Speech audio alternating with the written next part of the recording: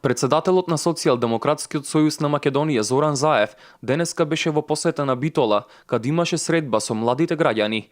На средбата председателот Заев со битолчани отворија дебати за животот на младите во Македонија и за тоа што на младите им е потребно својот живот да го продолжат токму во Македонија. Социјалдемократскиот сојуз во програмата која што усвои во декември месец, значаен дел од програмата посвети на младите, токму убедени дека тие се нашата иднина и ако успееме да ги задржиме овде младите, и ако успееме да ги вратиме назад тие што веќе заминале, сме направиле огромен исчекор и голем успех за нашата Македонија.